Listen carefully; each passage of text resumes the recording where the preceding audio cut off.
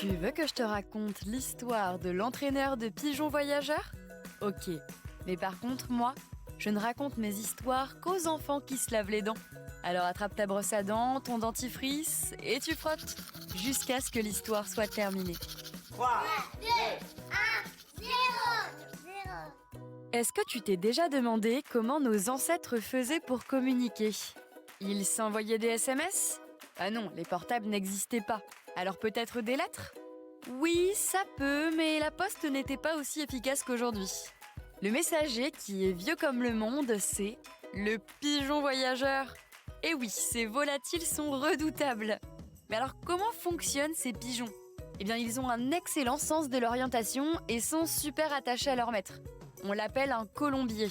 C'est un peu comme si les pigeons avaient une sorte de radar intérieur qui leur permet de toujours retrouver leur maison.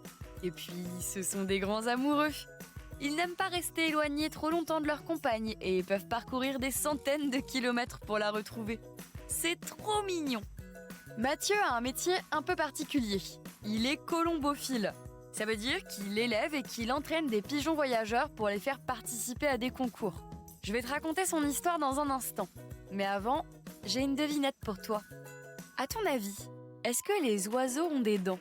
Je te laisse quelques secondes pour réfléchir. Eh bien non, ils ont un bec, mais pas de dentition. C'est tout simplement parce qu'ils n'ont pas besoin de mâcher leurs aliments. Les oiseaux se nourrissent de graines, de fruits, de larves. Et c'est sûr que les escargots et les vers de terre, pas besoin de les croquer, ça glisse tout seul. Bon, revenons à notre histoire de cet entraîneur de pigeons voyageurs. Il existe de nombreux concours de pigeons. Ces derniers sont lâchés à des distances entre 200 et 500 km de leur maître et doivent le retrouver. Mathieu habite à presque 1000 km de Barcelone.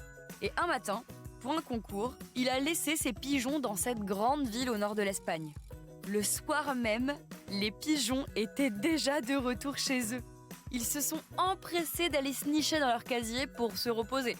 Pour te donner une idée, 1000 km en voiture, c'est près de 10 heures de trajet. Ça veut dire que les pigeons vont presque aussi vite que nos voitures. Tu te rends compte ? Mathieu commence à entraîner ses pigeons dès le plus jeune âge pour qu'ils deviennent ensuite de vrais athlètes. À ce rythme-là, dans quelques années, on voyagera peut-être à d'autres pigeons. Bon, montre-moi un peu tes dents. Fais A, fais I.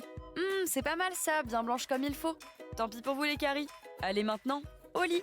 Je vais pas aller me coucher.